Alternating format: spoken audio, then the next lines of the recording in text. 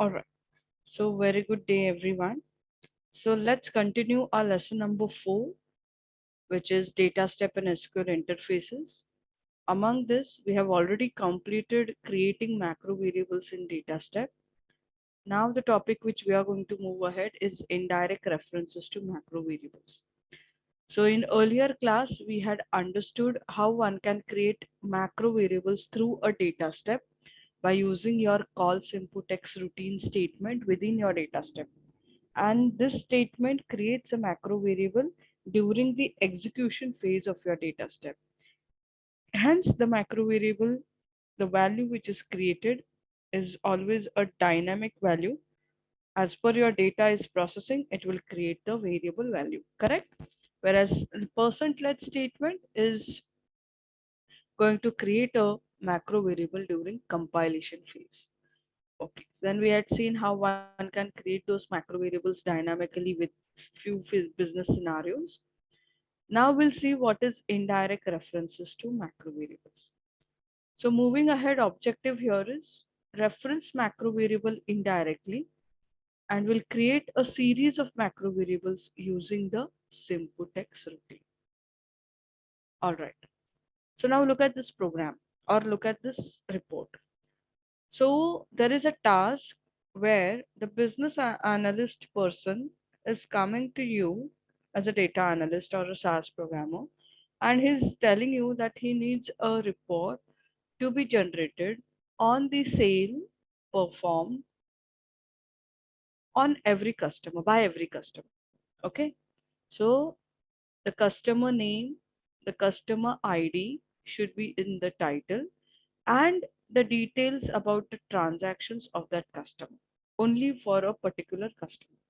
So in case in future he requires a report for a different customer, the same code we used, but only the difference should be the name and the customer ID keep on changing in your output. Okay, so create an order history for a given customer. So report title should display customer name and number. If its customer number is 9 and the name, only that person's report with this Orion star should be coming. That means what was the date the customer place ordered, what was the order type, either it's internet, catalog, retail. So we know 3 stands for internet, 2 for catalog sale, and 1 for retail. What was the quantity and total retail price? Okay, so this is the expected report every time on every different individual customers.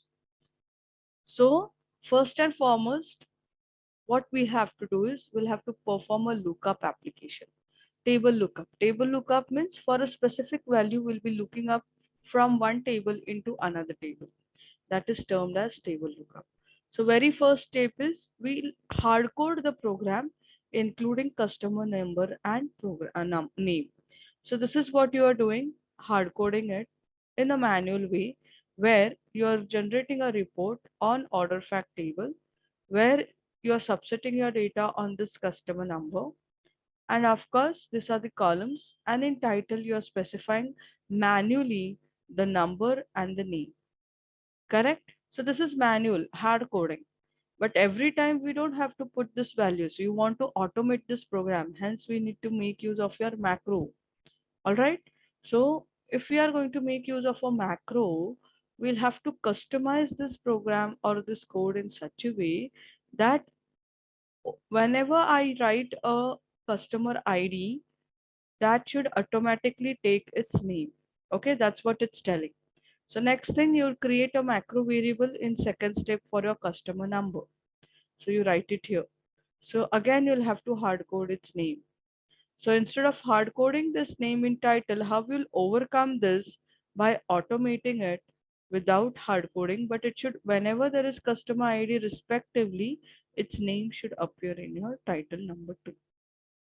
Okay, so this is what is the second step which we have to look ahead.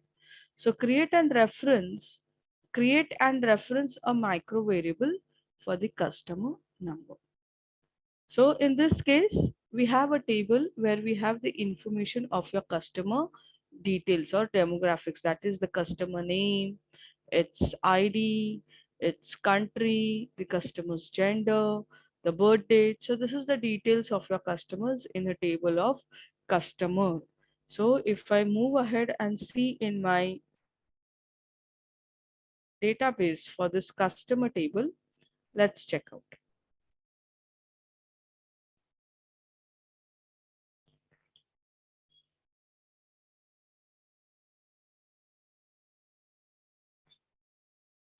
So this is where I'm connecting to my data sets and will be looking for my customer data. So in my library, we have Orion library now, and within it, we have this customer table.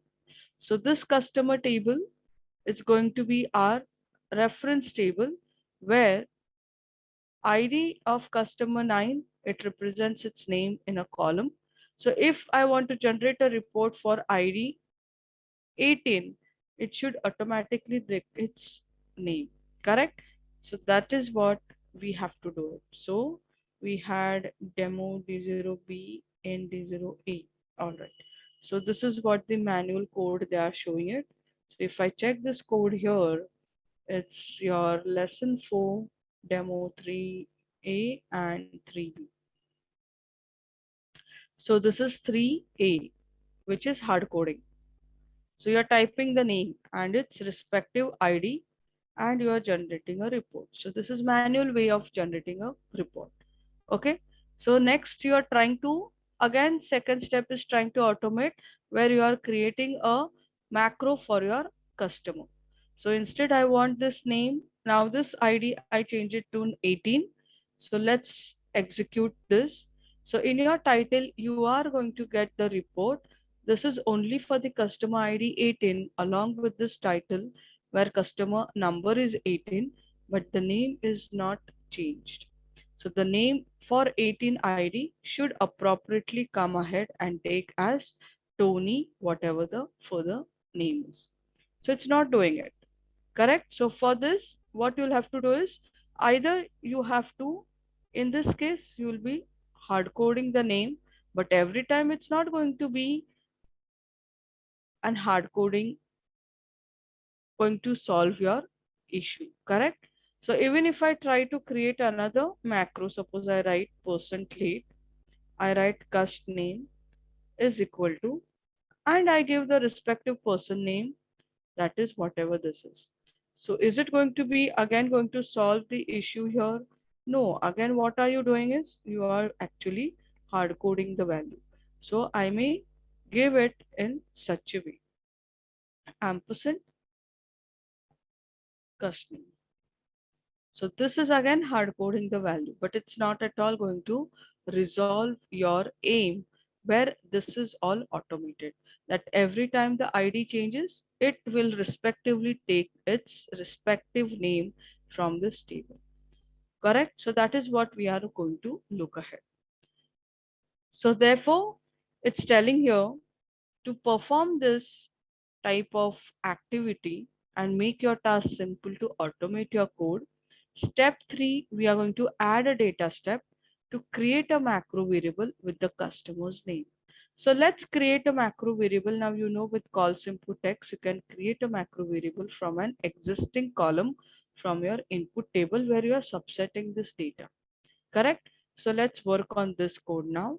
So you have this code where you are going to create this macro variable for customer ID 9 and for an individual customer name from this customer table, you are creating a macro variable. So let's check this. So before moving it, I'll also make use of percent put. I'll ask what is your ampersand value for a cust ID and we'll check its respective value for name. So let's check.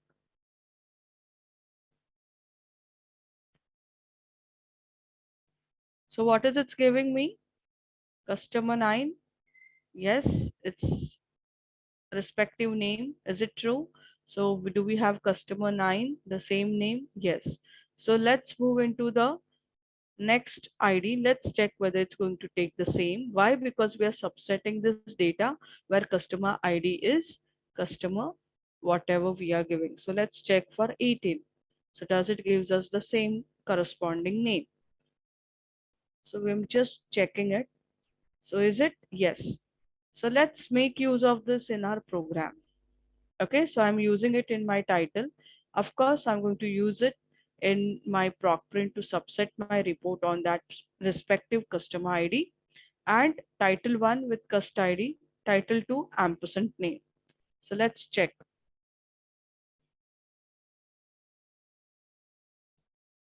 Yes, so it's coming.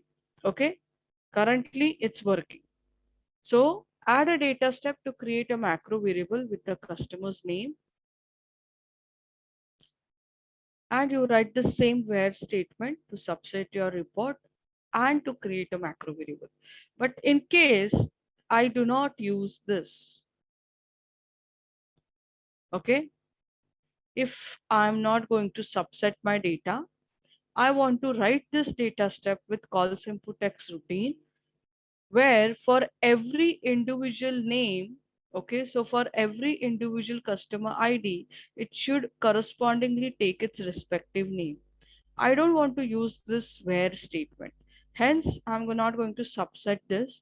So do you think it will work on this condition currently if I use this where statement? What do you think? Will it work for me to create a macro variable on a corresponding customer ID with its name? No, No? no. So just look at this. So that's what the poll is coming.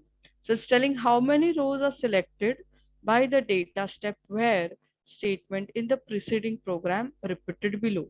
So open this code demo D03C and execute this.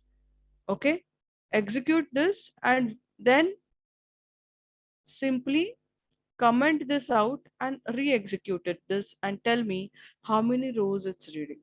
So first and foremost, if we are using this where in your earlier program, if you have observed this data step, it is telling it's reading 3 observations. Why? Because it is subsetting this where statement. But in case if I move ahead and execute this data step and I check my log, what it's telling, it's reading all 77 observations from my input table. And if you check your macro, it's giving the name as scan terar. So what is the scan terar? Let's check. So 77th observation is scan terar. So it is solving, is it solving our purpose now in case if we comment out this where? So it's going to read all the rows from your input table, and this macro variable name will be created on the column value, which is the last observation, and that is what we see here. It's not creating on your respective column ID with its respective name. Are you getting it? What is happening now?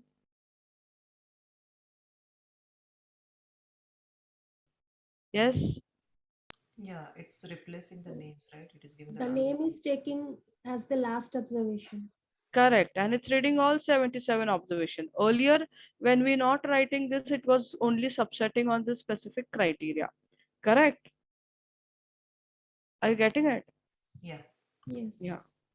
So how many rows are selected by data step where in the preceding program repeated below? So it will subset. Now when I do not write this, okay, it will read only one row, correct? But if I use where, it will subset on this particular criteria. Then it's telling each time you select a customer number, the data step rereads the entire data set to select a subset of one customer. So this is what is happening at the end. But what we have to do is we are not going to use this where statement. We want on every ID of this customer, it should automatically take its respective name. So we want to create a series of macro variables on this customer ID column for each name, so that whenever I use this customer ID, its corresponding name should be taken for your program to be represented. Okay, so that is what is expected here. So in that case, what we can do is, that's what the next program is, that this is what it's telling.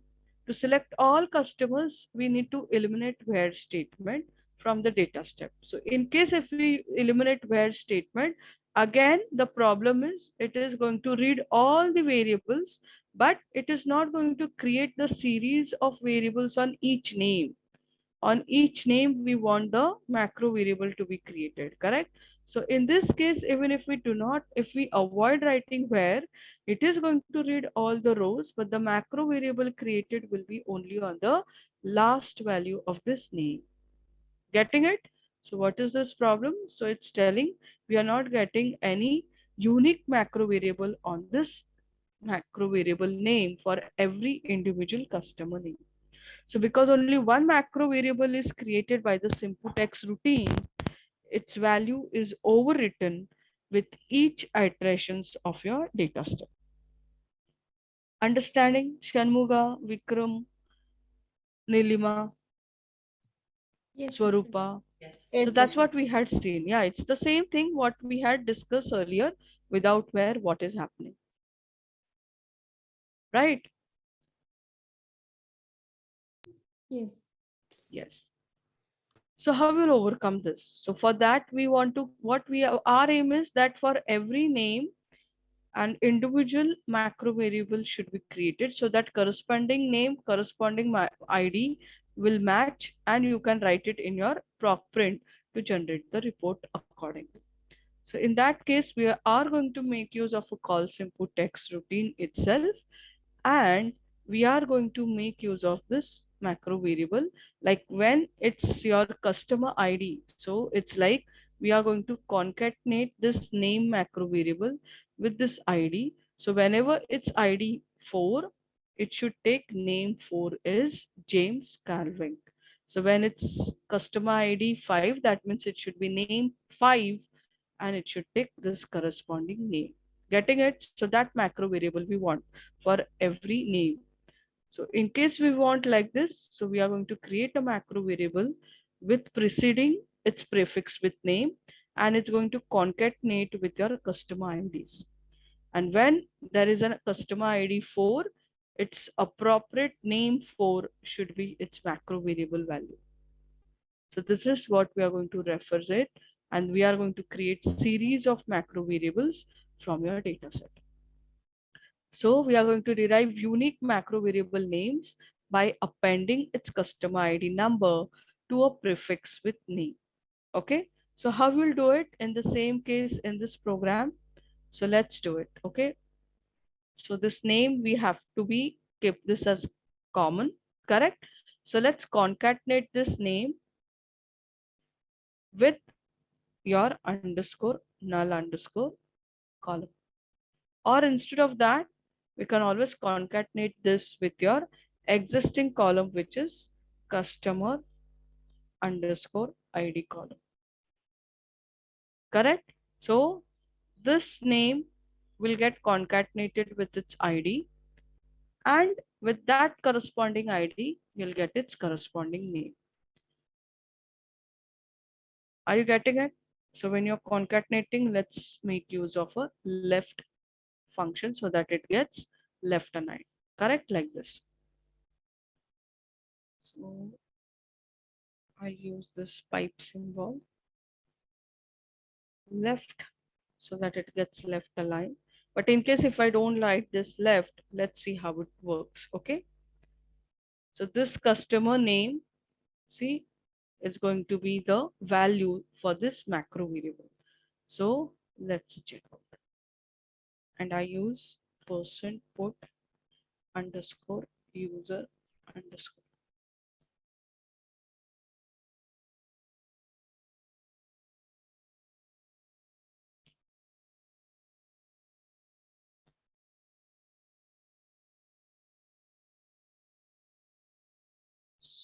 So we have this error. So see what's error is telling. See, this name is getting concatenated with your customer ID, but there is a huge space. See, so what it's telling, the macro variable you are creating name with a huge space, which has to concatenate with your value of customer ID, but there is a space, and must contain only letters, digit, and underscore. It is having a space. Are you getting it? See, everywhere. Why? Because we have just concatenated the macro variable with custom ID, but there is a space. So to avoid this, we are going to left align it. Understood now why we need left function? Everyone, let's create. I hope you all are with me and able to follow what we are doing it. Yes, Ashwin. Yes. Okay. So see now, you get this name. See, for every customer ID, its ID got concatenated with a prefix name and its corresponding value of your customer name. See, so there is no specific alignment or it's coming in ascending order. It's just because you have used this person put underscore user underscore, it's giving you all user defined macro variable. Okay, so see, it's customer name with name ID 18, its corresponding name. All right. So this is where we achieved a first step where we have created a series of macro variables depending on its ID, its corresponding name. Now let's work out in our program. Okay. So we have already now using this. Fine. So if it is 18, so let's use it like this. So let's see whether it's going to create a corresponding report for your individual column, sorry, individual customer. So is it true where customer ID is 18, its name corresponding and its report of transaction. So it's 18 customer ID name as what we are looking is the same. Yes. So this is fulfilling your report. But if you have observed your report, you know now this 18 is actually nothing but a macro variable. So instead of typing ampersand name 18, why don't we make use of this also a macro variable, correct? So that it reduce your tasks of coding. So let's do it. Cust ID. Correct? Agreed, everyone? Yes. Yes. Yes. Swarupa, Vikram, Shanmuga, Nilima. Yes. Yes, Ashwin. Options. We use symbol gen. Let's check whether it's working. Okay. So ampersand name, ampersand cust ID. Okay. Let's check now.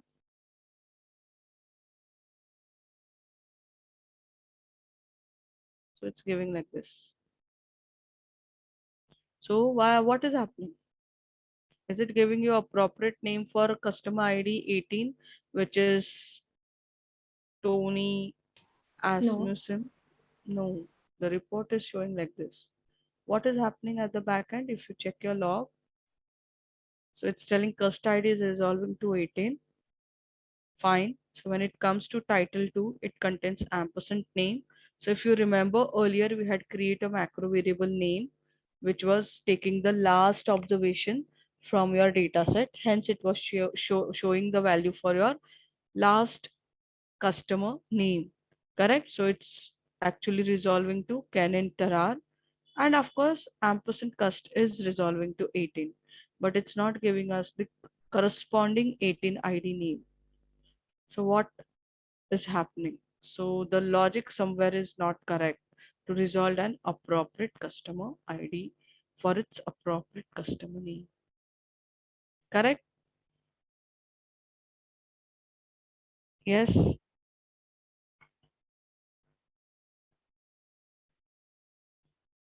Yes, people. Yeah, yeah, we are just thinking why it is not happening this. Yes, okay.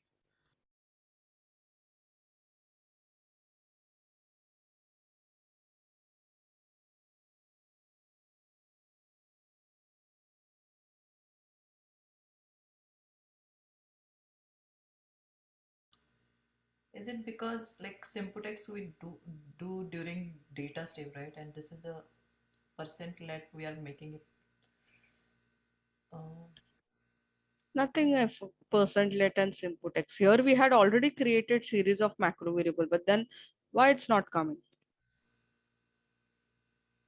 Appropriate ID with appropriate name. So in this case, we are going to get introduced with a concept called indirect referencing. Now in case if I write here double ampersand, okay, and now I execute it,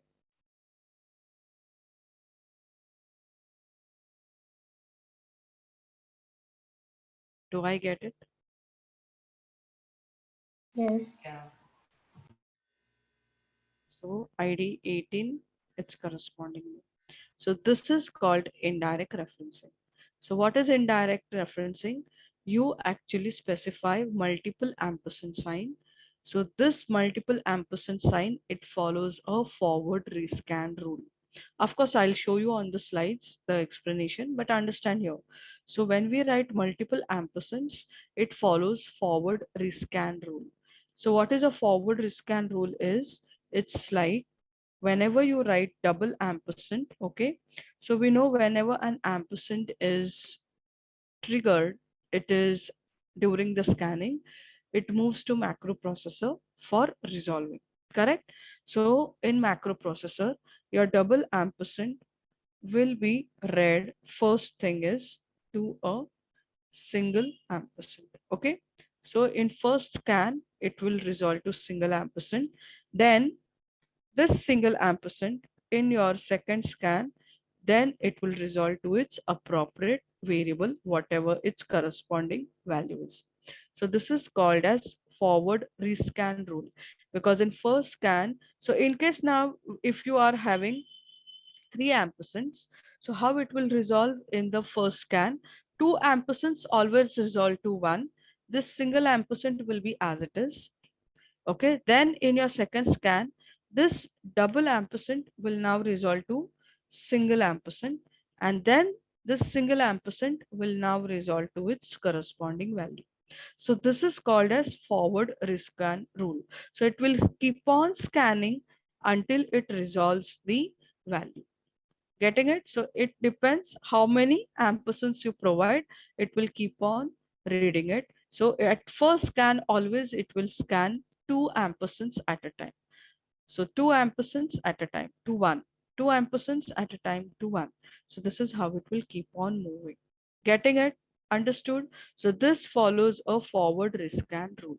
So it will forward or it will rescan this ampersands three times depending on how many ampersands it's given. Okay, so in our case, in first scan, it will resolve this ampersand. So I'll show it here itself. So in our in this example, when we have this in your word scanning, okay, in your word scanning, what will happen is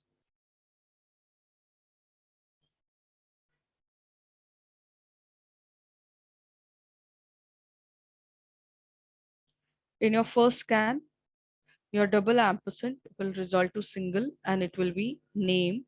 Okay, because here it's double ampersand, it will resolve like this. When it moves, it's a second trigger for your microprocessor, hence this will resolve to 18. Then in your second scan, ampersand name 18 will now resolve by looking into your global symbol. What is its respective value? So whatever is the respective value for this 18, it will be taking its value accordingly and it will resolve it in your program. Getting it now? This is what is happening, and this is called as indirect referencing, which follows the rule of forward rescan rule. All right, understanding it at this phase, Vikram, Nilima, Shanmuga, Swarupa. Yes. Just like if there are 5 ampersand, how it will do like one. It's same thing. That's what I'm telling you. In case if it's here like this, so every time two will resolve to one, this two will resolve to one. This is remaining as it is, so it will be like this. So there will be 4 steps, right? Yeah, so next time it will be this, correct?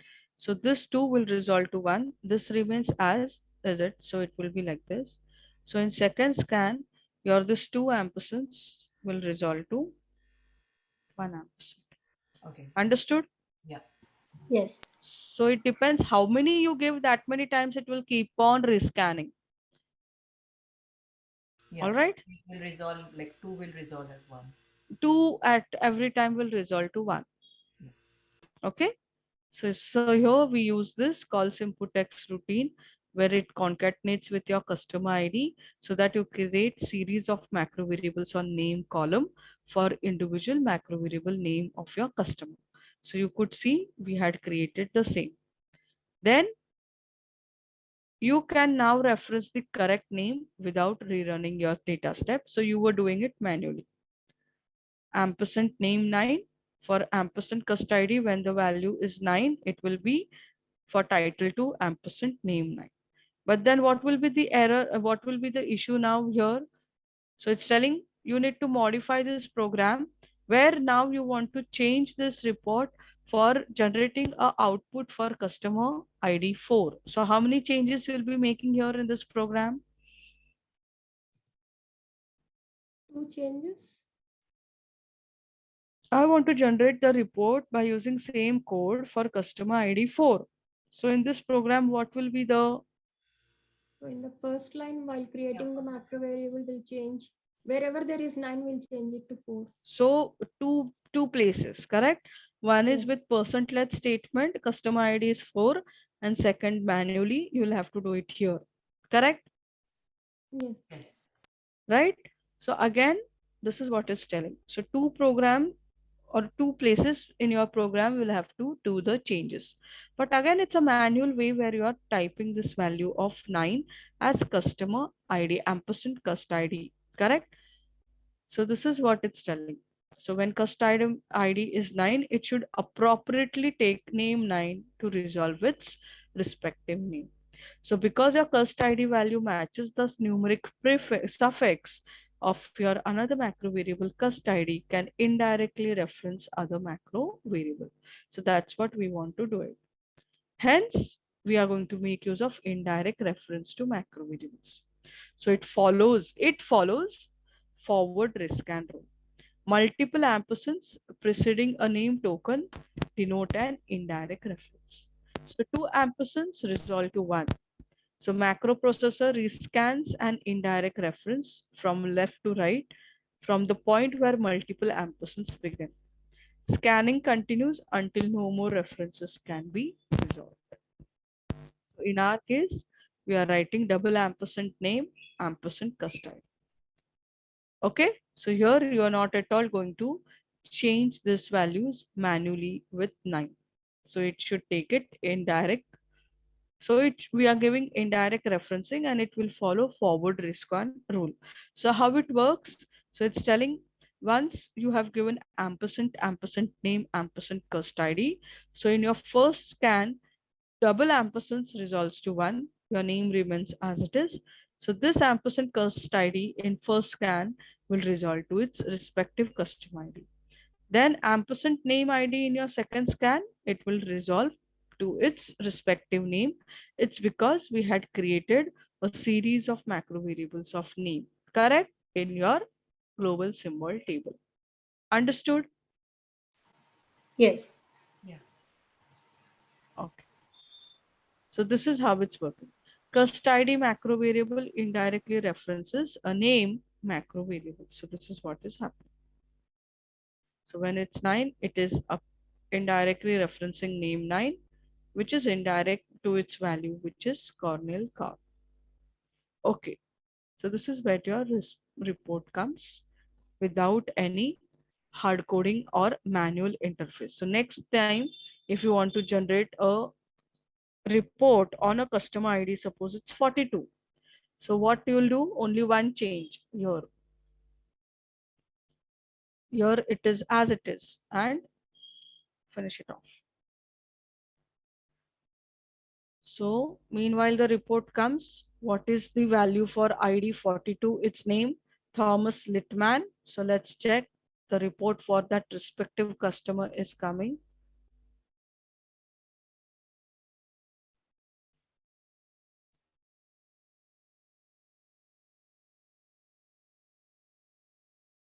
One sec. So it's telling there is no 42. Why it's not selecting any value? Did we write the correct ID?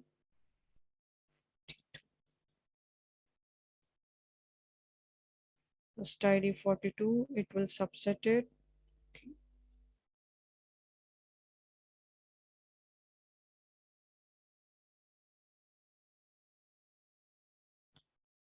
So order fact maybe is not having any data for this customer, maybe. Okay.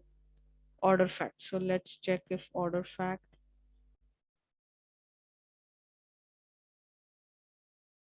Order fact.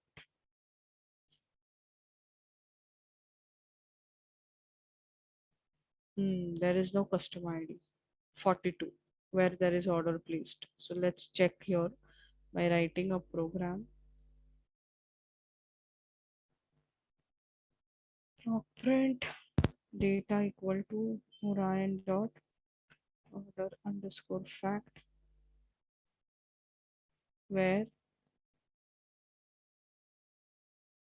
customer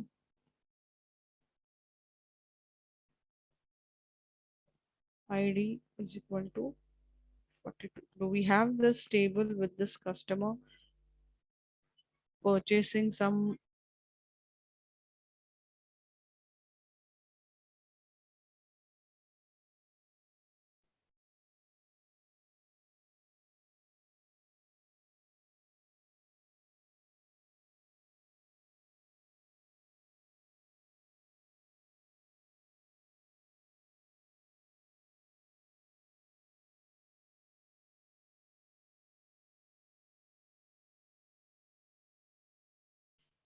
Order fact itself do not have customer 42 who has performed the sale or performed the purchasing in that particular table. Okay. Hence, what you can do is now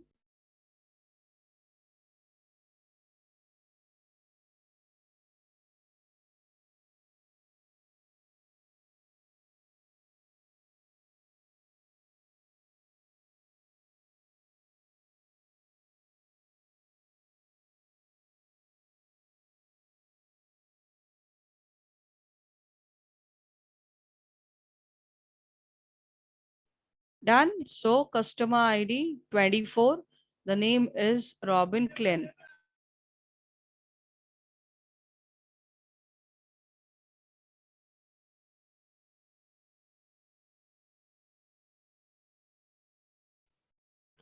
So you get the corresponding customer ID and its name in the report. And this is the individual report for this customer for its purchase. Understood? So is 24 Robin Klein the name same? So let's check it. Do we have this customer ID 24 and its name is Robin Klein?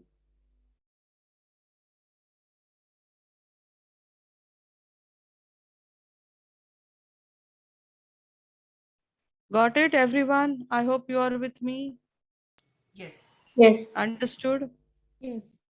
Yes, Ash. Okay, so let's answer this poll. Open this activity A03. It's creating a macro variable cust ID 9. You're creating its manual way of writing name 9 is Joe and you're resolving it. So use person put to check this value. Is it successfully resolving name as Joe? Go ahead and check it.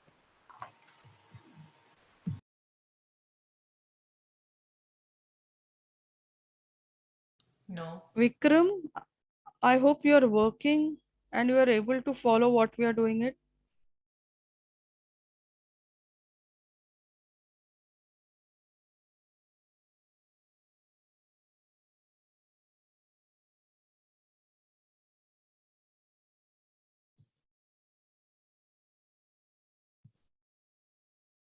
Yeah, there is a warning saying symbolic reference name not resolved. So it's not correctly resolving, correct? Yeah. Yeah, Double after putting ampersand. one more ampersand, yeah, it is Uh-huh. working. Then it's resolving, right? Yeah. Shanmuga, 1 minute. Vikram, I hope you're working with it. Vikram, can I have your input, please? Yes, Ashwini, warning for me. So what, if you don't want that warning, what will do Shanmuga?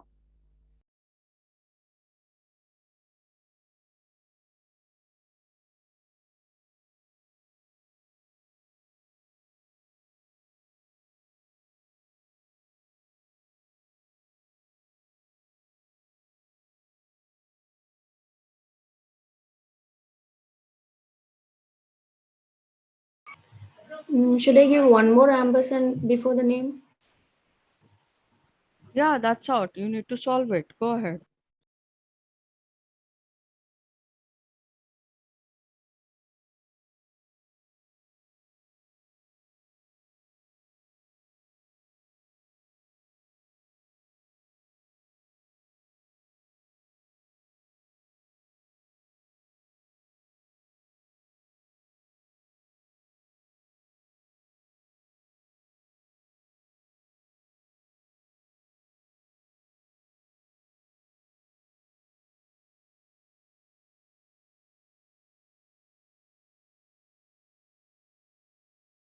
So did it resolve it correctly? Yes, Ashwini, with a double emphasis. Right now, I'm waiting the answer from Shanmuga. Yes, with the double ampersand, I didn't get the warning. But it resolved, correct? Yes, yes. Right? So this is what you got it. So when you wrote it with double ampersand, it gave you the correct value, right? So review what with when you create a macro variable with percent let statement, it will create a macro variable, and to resolve we use ampersand macro variable as its macro variable name. With calls input text routine, so this is during word scanning, that is during compilation phase. So during execution time, we use calls input text to create a macro variable, and of course it will resolve at the same time by the time of execution phase as well. But at the same time, when you are creating a macro variable, at the execution phase it's creating it during your value is been processing in pdb. But at the same time, if you want to resolve it during processing in pdb itself, you can use a function called as simget. Okay, so this is where you can use this simget, where it will resolve this value and again put it into your pdb. All right, so this is one thing which is one can use as a macro variable function called simget to resolve this value without writing ampersand. All right, so you get introduced to a simget function. It's only when you are creating it through calls input text. See, you're not at all referencing it with ampersand. All right, people. So this is an introduction to simget function. So simget function retrieves a macro variable's value during data step execution itself. So we are not going in more detail for simget. So just remember this, that during execution phase, it will calls input x will create a macro variable and you can resolve it immediately by using simget function. And we have an exercise. So let's work out with one exercise and then we'll start with the next topic. So come to your PDF.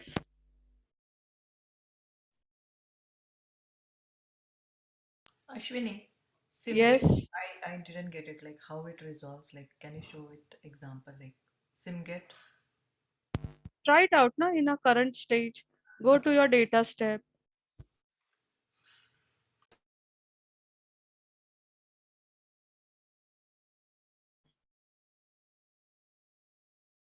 So here it's creating it. So when it's creating, if you want to resolve its value, you simply write in this either here. We will write here.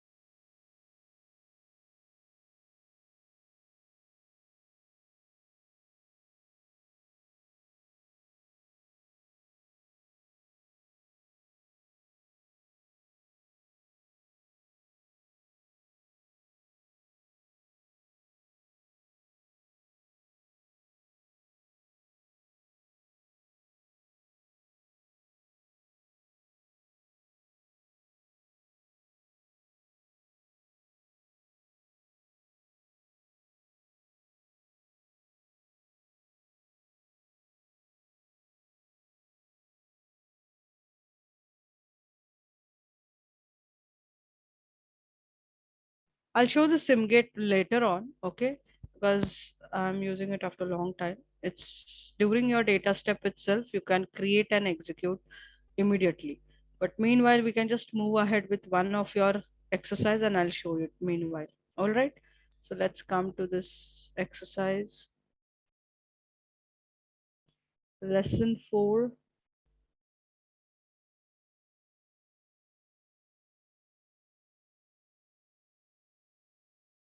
Move ahead with this exercise level 2 using indirect references in a macro call. Go ahead. There is an ready to use code. Open this and work out on it.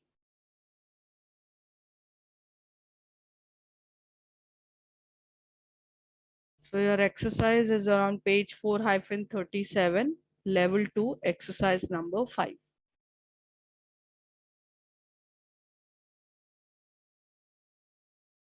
So this is going to be your program. You already have this. We're just going to change this part. So whenever you want for num to your whatever 2010, while calling your macro with parameter list, you call it like this. Correct? So this was your part A and this is your part 2 of your exercise where we already had part A and only this part we are doing it in your exercise by using this %let num. So now next time if you want a different year, so that's what they were telling here.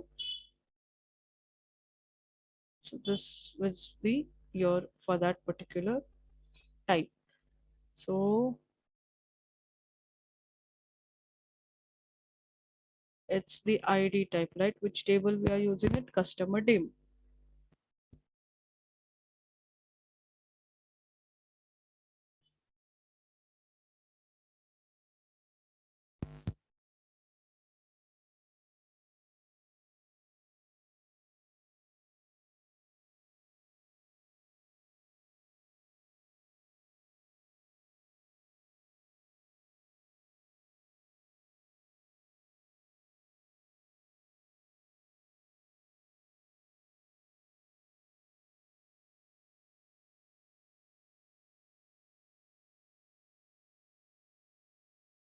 Customer ID, which is 2020. So the same program, only here you will be writing the number for your ID is 2020. Let's check for the same program. Do you get the result for your customer 2020 for its name?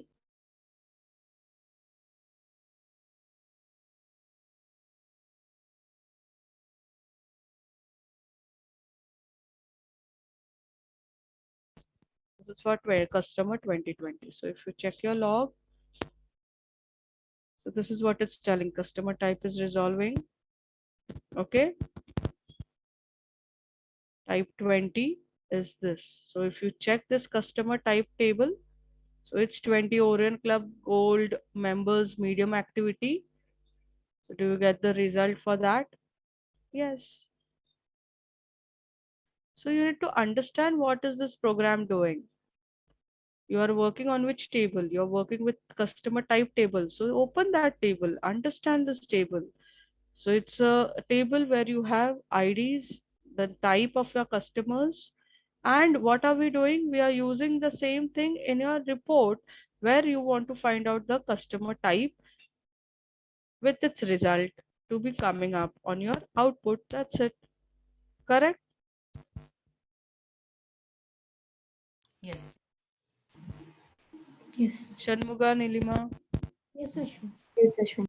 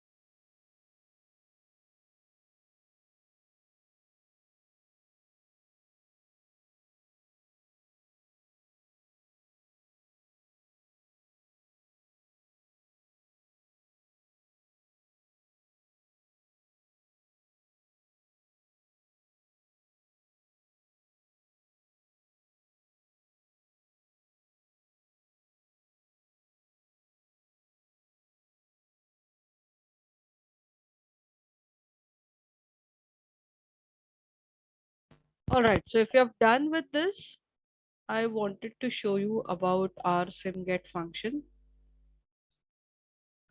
Okay, now in the same program earlier,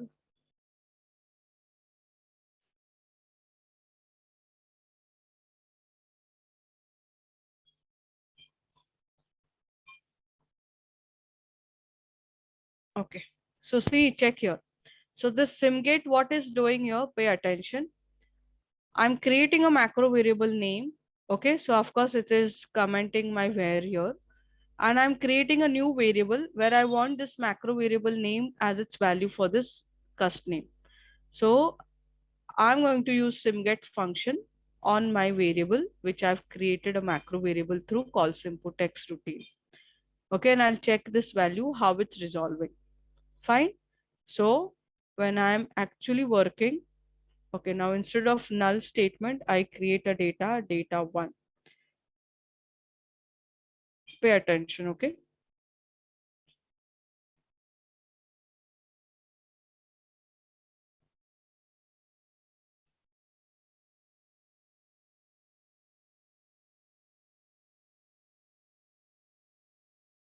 So do we have customer name, a variable created? Why? Because in my data step, I have used this customer name as an assignment statement where I'm creating a new variable and the value I'm getting it from a macro, but the value, if I want it coming from the macro, I want it to be resolved. So I'm using this simget function. So because here it is going to comment my where, so you know it reads all observations or every row from this input table, and only on the last row it's creating this macro variable. That is why the column created new has its value name resolving to Ken enter R. Understood now how simget function is working? Yes, Ajay. Yes. Okay, Yes. so another example is your no, now in case I'm creating this data variable, okay, okay, whose value I'm telling it's yes, it's a macro variable. I'm creating this data where I'm creating a new variable check2, okay, with a length of $5. I'm asking check one variable to be created where it will resolve the value of my macro okay with simget. All right, so of course whenever we are using a simget function on a macro variable, of course it's a character variable because we know macro is a text processing system, correct? Or a facility. We need to give the syntax with quotes for your variable to resolve as if it's a value. Okay. Again, for check2, which is my variable which I'm creating, again for it I'm using the same. Check3, I'm simply writing ampersand okay, because this macro variables are character, hence I'm writing it like this with quotes. Check 4, I'm creating this fourth variable check 4 where the value is going to resolve with simget okay, and I'm telling length for check 4 is $3. Now understand this is a data step. Length is a execution time of statement. So this length for check 2 will be $5. This length for check 4 column will be $3. So this length statement, though you are writing it before run, it's a compile time statement. Hence it will create a length for check 4 as 3. So now when I execute this data step, I'll find the value for every variable it's resolving. Yes, yes, yes. Okay. Because okay, we have created a variable with value yes. See, but if you check column, check one, it's showing its length is 200 bytes. Okay. And when you check this again for check three, its length is 3 fine. When we check 4, its length is 200 bytes. Okay. Now what is happening? So we have an alarm in log. So this what is telling length of character variable check 4 has already been set. Use of length statement was very first to be required. So as I was telling, though length is a compile time statement, it will have no issue before run. But understand this variable is already defined with your assignment statement. So during compilation phase, this variable is created in PDV with this function. So whenever we are using a simget function on a macro variable to resolve, it will take a default length of 200 bytes. That is why for check 1, the length was 200 bytes, and for check 4, though you have provided this length after defining check 4, its length is not reassigned to 3, but it still gives us 400 bytes. So if you have observed this, see, check 4 length is 200 bytes, check 1 length is 200 bytes, but length 2 is 5, whereas for check 3 the length is 3. Why? Because we did not assign any length. So by default, depending on how many values of your value is, it's taking 3 bytes. Are you getting it? This is what simget is doing. It's resolving the value. Yeah. Fine, everyone. Yes. And Yes, by sir. default, whenever you use a simget function, default length it takes its 200 bytes until and unless you do not assign the length with a length statement. Fine. So if you see this contents, it will give you the same thing what we have seen on our table about the attributes of length. So when I scroll here, see, check 1, 200 bytes, check 4, 200 bytes, check 2 column, 5 bytes, check 3, 3 bytes. Correct? Yes. Yes. This is how simget works. Ashwini, can you So please with, share that code in the text? all Thank you.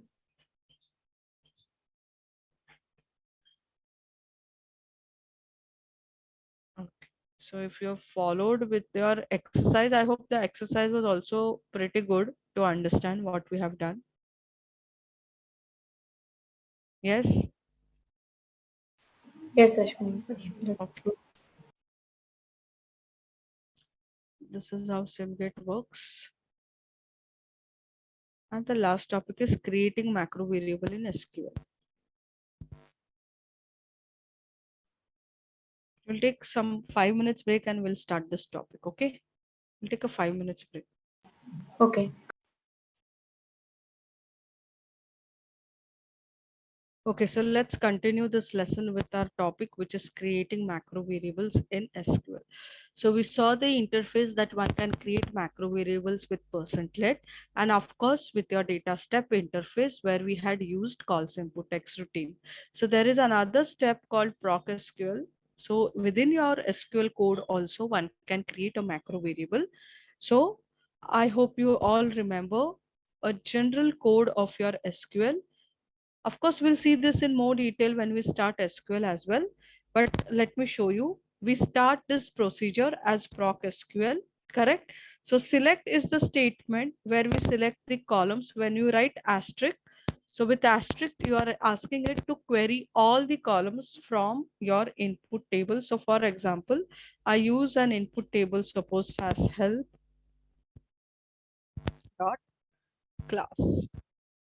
Okay, and it ends with quit. So this is a general short proc SQL code where the report or when it is processing, it will generate the output. So do we have this table class?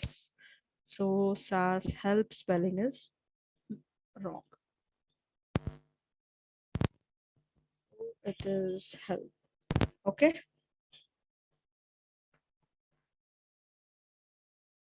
All right.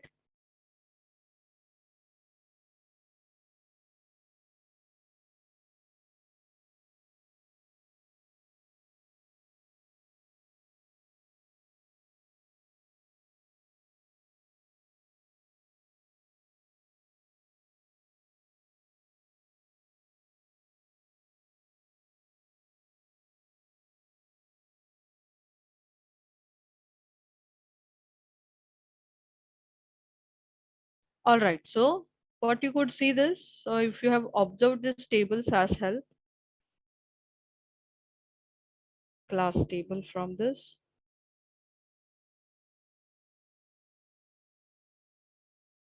So what it is showing you, there are 5 columns and 19 variables, correct?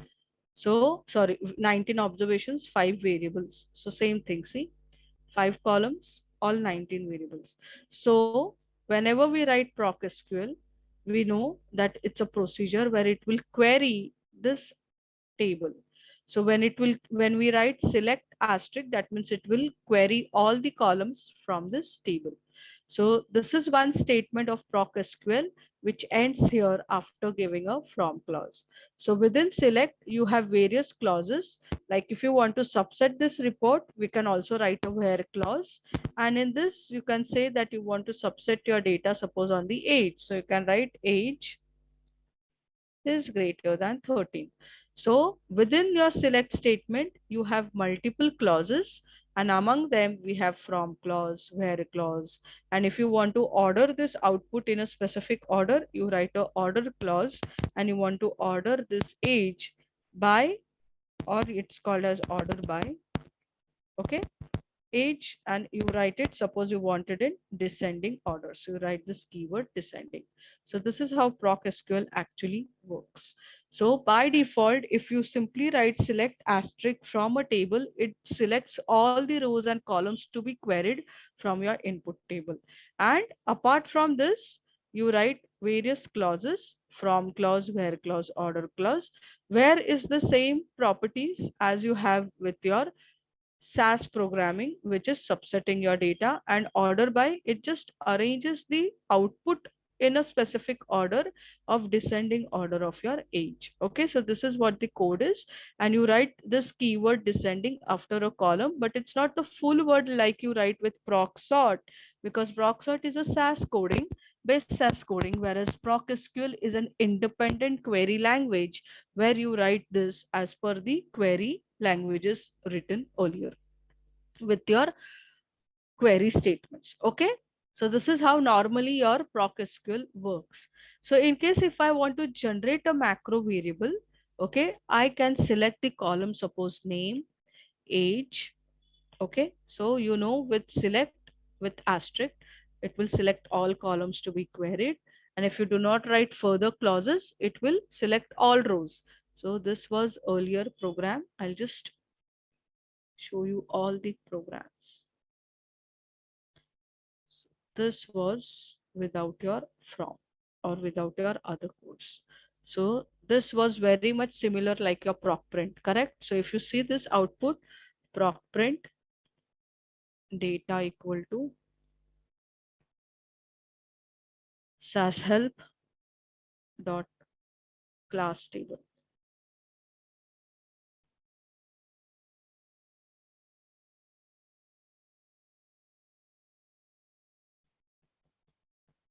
So check. First report is for proc SQL, second is for proc print. So this is just I'm trying to show you the comparison between base SAS and SQL coding. Okay. So see, this is your Proc SQL report, all columns, all rows. Uh, and with proc print also. See, this is your SQL output. When I scroll down, I see proc print output.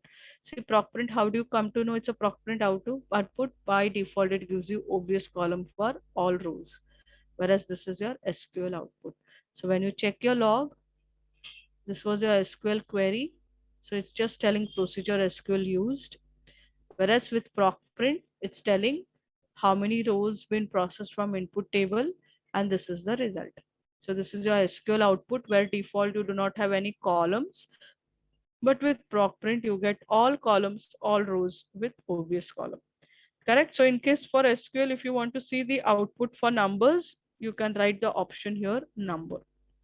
So it will create a column for your output called as number column to show you the number of rows which have been queried for your output query. So this is how it comes. Okay.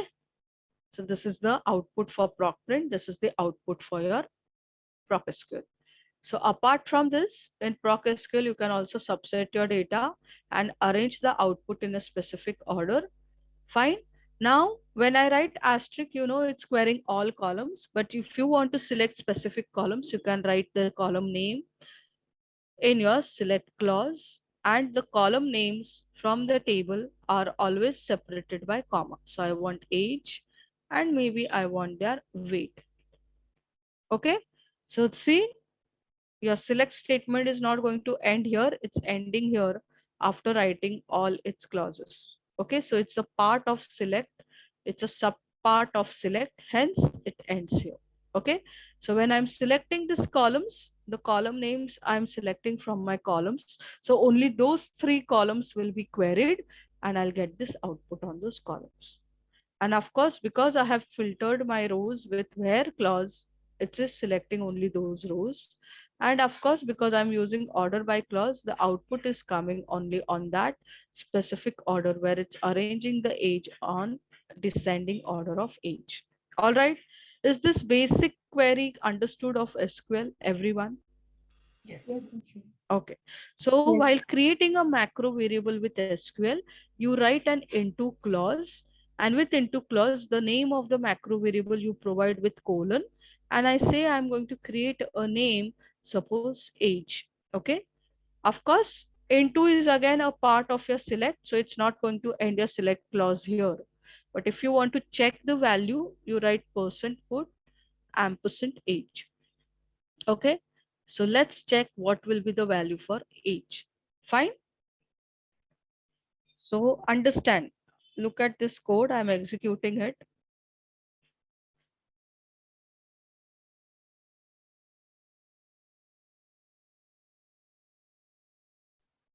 Now the first value age is 16, then you have 15, 15. So how many 15s you have? 4 15s, then rest all is 14. Okay, so now let's check your log for age column. So age it's telling Philip. Now why it's taking Philip? Okay, it's because the query which we have written, it's querying the three columns. Okay, so very first column which we are querying, so it's querying the value for your macro variable only on the first column, and it's taking the value of this first value of this column to be taken as a value for its first row, which is Philip. Are you getting it? What has happened? I just gave a name, suppose age. I did not had anything in my mind that this age should be the column which I'm for querying for this column. But it's just understand, it's creating a macro variable called name. Because of this colon, it understands that it's a macro variable I'm creating. It's a name, and with into clause, it's creating this macro variable age. And the value for this is coming from the first column which I'm querying, which is name, and only the first row is taking its value for its age. Okay. So in case if you want this, let's make this to be named it is this way. All right, now check. Then the value will be 16, I think. Yes, so in this case, if you are writing a column and its value, if you are using only a name, okay, so the first value for this is going to be saved as a macro variable. See, all right. So this is first syntax where I'm creating a macro variable only on the first row of my column, which is querying, and its name is age. But I don't want only on first row. So this becomes my first syntax. Okay. So my first syntax is only for the first row is creating my macro variable. So I write this syntax as only on first row of the query result of the first column, a macro variable is created. All right. But in case I want for all the rows, like series of macro variables, okay. So what would be its syntax? So in that case, I can write it not on first row. I want on all the rows. Okay.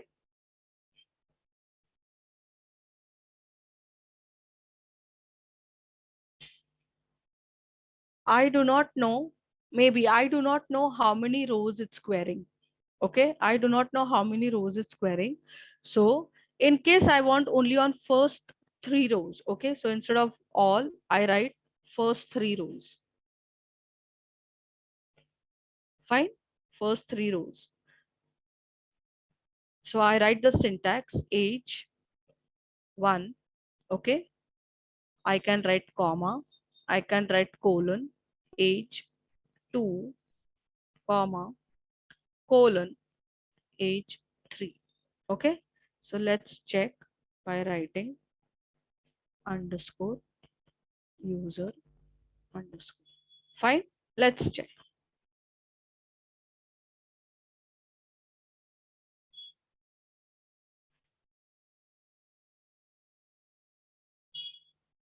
Of course, this query results. So how many rows ideally it is querying from my input table? 3, 3, 6, and 9 rows. Okay, so let's check your log whether it's creating user defined macro variable with age 1, 2, 3 for my first 3 rows. Got it? But see again what has happened. So it's taking age 1, 16, age 2 it's taking as if name column, and this is age 3. So it's actually creating the 3 macro variables, but now instead of this, I remove all this. Let's check.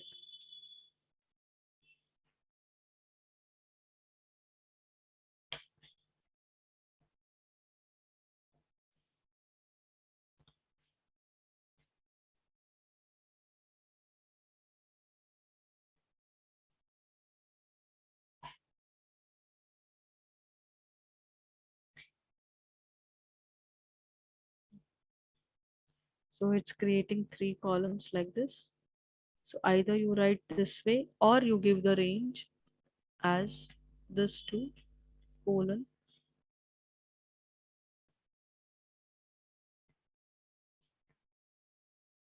age 3. I do not want the output, so I write no print. So this is one way where you are creating a macro variable on only specific rows.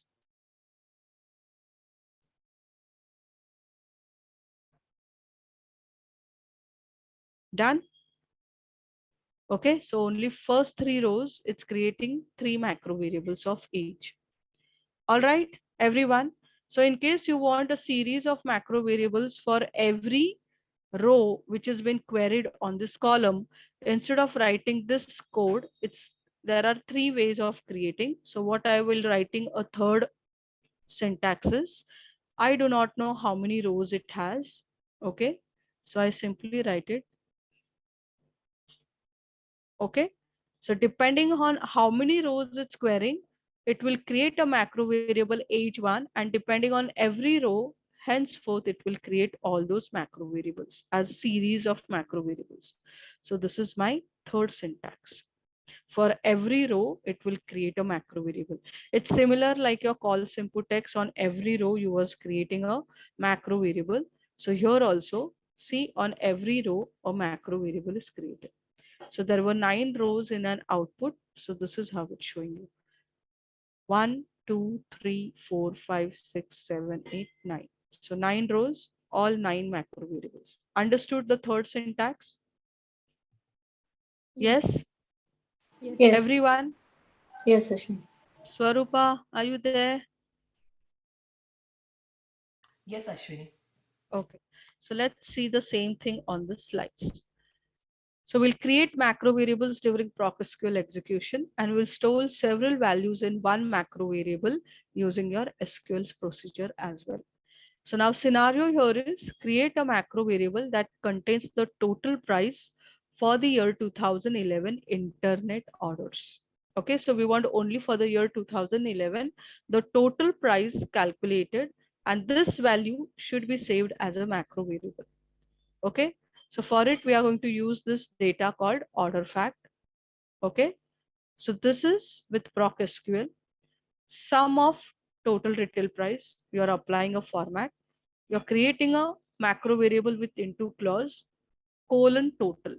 So as you know, this total retail price, we are using a sums function, it will return only a single value. So on this value, it will create a macro variable total with its format. So if you see its value, okay, ideally your total will be shown like this. So because you're creating a macro variable total and you're using percent put ampersand equal to total, it will show this value. All right. So this is how is your first syntax, and see on every column. So depending on how many columns you're using in select, you can create macro variables. Okay. So the syntax here is it's telling your into clause creates a macro variable from query result, and it will save it in your global symbol table, same like your calls input text written, and it creates a macro variable at the time of your execution phase of your Proc Sql. So the syntax is this, and if you see, it's the same way of creating a syntax. So in case if you write sum of total, or this is an activity D05, okay. So let's open this.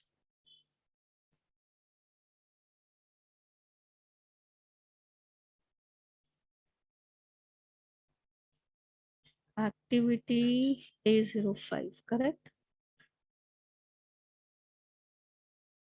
Was it a demo or activity? It's a demo.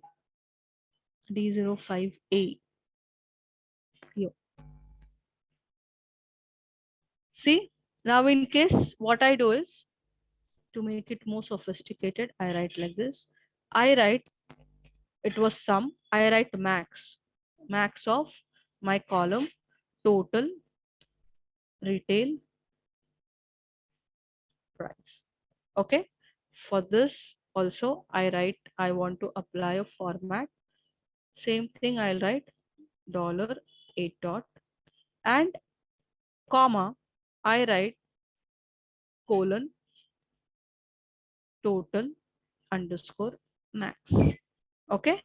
And let's check the value ampersand equal to total underscore max. Fine. So depending on how many columns you are selecting in your select clause for querying, for every row on that column, so your macro variable which you are creating. So what is the syntax you have written? Macro variable colon total max. So this colon total will create a macro variable on the first column. This macro variable will create a value of macro variable on this second column, which is just squaring. So if you check your percent put statement, so this is your sum and this is the max. Are you getting it? Yes. So because of no print, it's not showing you the result. But if I remove this no print and execute this Proc SQL, you are going to get the result with sum of your total price and maximum total price. So see, this is the sum, this is the total, correct? So why it's giving like this? Because it's actually the calculated columns. So let's give the label for this column. You give the column name as, I tell the column name is total, sum of all the total. Okay.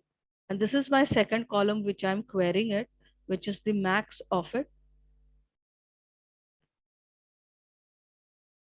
This should be given before formatting. Of course, here also, I'm giving this column as max total. All right. So when I query this, the two columns are calculated columns. Hence, they will give me the query result with sum of my total and max of all the values of my total. So these values are saved as macro variables. Why? Because the query was showing the syntax of into clause with colon, this macro variable, this colon to be created on this macro variable separated by comma. That means first column value is saved for this macro variable and second column value will be saved for this macro variable. Hence with percent put, you see this is the value for your sum total. This is the value for your max total. Getting it? So that is what the syntax it's telling, that on every column which you are querying, it will query depending on the values of your macro variable. the values will be coming on this column's first row. So this form of into clause does not trim leading or trailing blanks, and that is why in your output also when you check the values you have a leading blanks and trailing blanks. See, a leading blank and a trailing blank. All right, everyone, understood? Yes. Yes. Okay. So now, in case if you want only 3 macro variables to be created on every row, see you're querying 2 columns now. Total retail price, comma, order date. So on this column, only for first 3 you want this macro variables, and on first 3 rows on this column you want this macro variables. So with into clause you write colon price 1 to colon price 3, comma, second macro variables are created on this column, colon date 1 hyphen is list, or you're creating a series till date 3. So this into clause can create multiple macro variables. Create macro variables with the date and amount to the top 3 sales of the year 2011. So this is what output you are restricting only for 3 rows. All right. So earlier we were doing the same, but we were seeing the output for all the rows, correct? So this output works same like your proc print out OBS. Okay, so you are restricting this output to 3. But in case if you do not write this, okay, I just remove it. So by default, see, it will create 3 macro variables. So here price 1, date 1, price 2, date 2, price 3, date 3. So let's check. So for all the rows, it will query, but the macro variables will be created only on the first 3 rows for total retail price. Look at this value, and first 3 rows for order placed for your order date. So when you check your log, because I'm using this, so this is my total retail price first row, order date first row, second row for both the columns, second row for the third row for the both the columns and its respective value with percent put statement. This is what it's showing you. And because my symbol gen option is on, it's showing you what is the value it's resolving. All right, everyone. Yes. Yes, sir. Yes, Ashwini. The result is coming for all the rows, but you are creating 3 macro variables on only first 3 rows. In case if you want to output your restriction only on 3 rows, you can write out OBS, which is one of the option of your Proc Sql, so that the output is restricted only for 3 rows. So see, it's same like with proc print, OBS equal to, so only first 3 rows. And on this first 3 rows, you had created for this column for total retail price, this is the 3 macro variables. For order date, these are the 3 macro variables. All right. So this is the same as what we had seen earlier for first 3 rows. Okay. For all rows, and this is for first 3 rows. So if you want for first 5 rows, what you will do, you will just do it like this. Correct? And if you want for all rows, you simply write, you do not know how many rows your Proc SQL is querying. So you simply write the macro variable name with the digit starting with number, and depending on how many rows this query results, for all those rows, it will create a macro variable age 1 to whatever the rows it is querying. Okay, so this is what the third syntax now it will come. So this was your earlier with first 3 rows, and this is where, of course, now this is another thing that you can create on a single column. For all the values, you can create a macro variable where this macro variable is going to save a series of values separated by comma. So every value of country which is going to get queried is going to save as a macro variable value like this, and it is going to separate it by comma, give a space. So this is one way where one can create a list of all customer countries, and you delimit the country codes with comma and space. So this is with Proc Sql, one can always create a macro with all the row values saved like this. So in our case also for age, now this table has a very limited number of rows because we are subsetting it, correct? So you get 9 rows. So if you want all those 9 rows to be saved as a single column value, simply write age, okay? And you write, it's called separated by, and you give this syntax like this, separated, see the spelling, separated by, and you give the syntax that you want a asterisk, suppose. Okay, I write ages and I write person put ampersand equal to ages. Let's check. Of course, no print.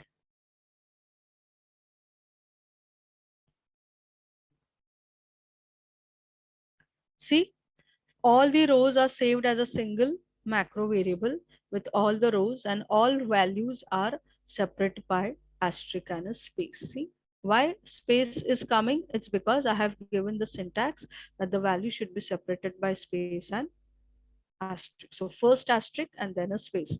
That is why we get this values like this. All right, everyone.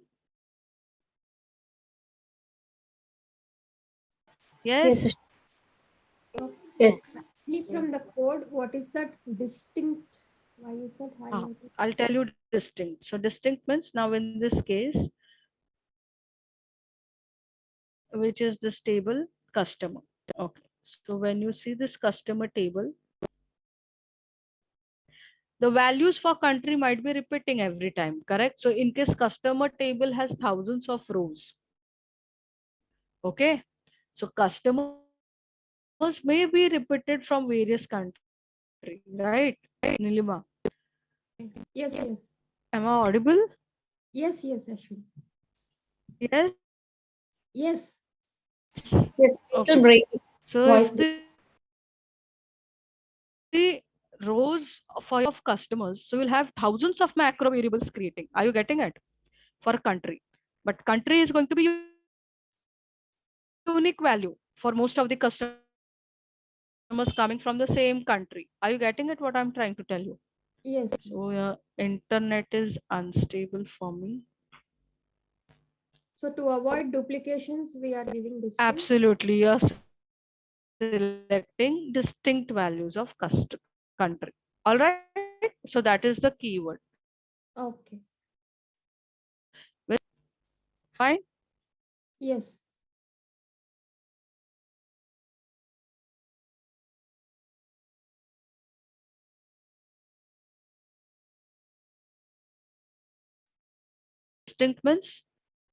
Distinct means avoid duplicate. So select only the distinct values. So only those distinct values are created.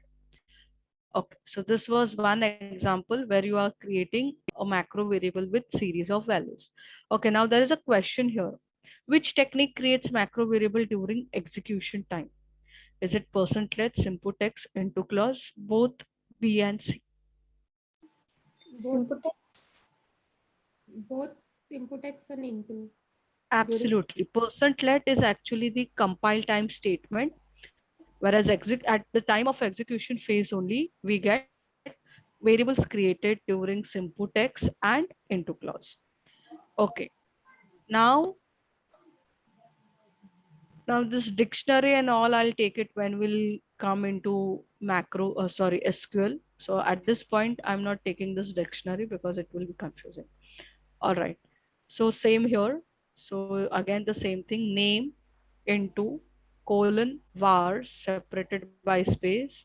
So what it's telling you is that there are certain macro variables when we are executing with Proc SQL, default macro variables called SQL OBS. So this SQL OBS is a default macro variable for every SQL step. You'll have a default macro variable giving the value whether how many rows have been queried. Okay.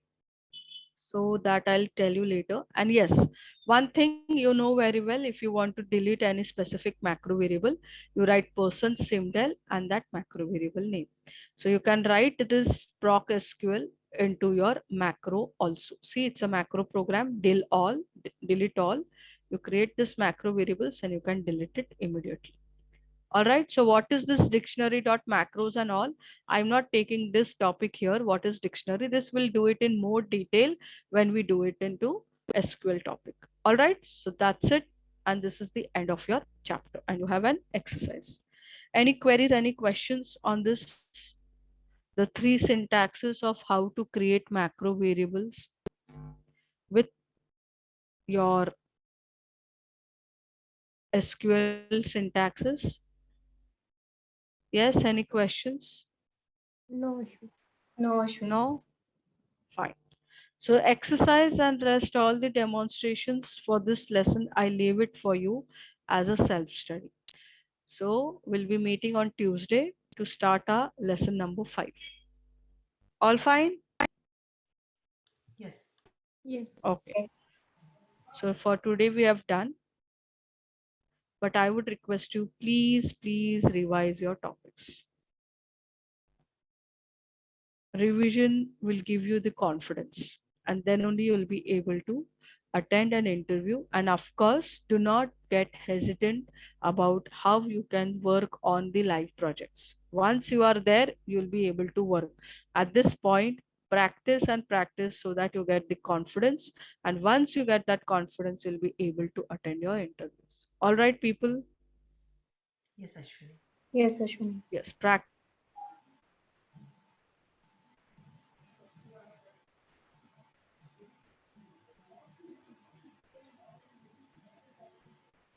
will only will put you into a great mood of confidence, and it will boost your confidence as well. So practice will only will put you into So with this note, let's stop our day. Wish you a good night. Thank you, Ashwini.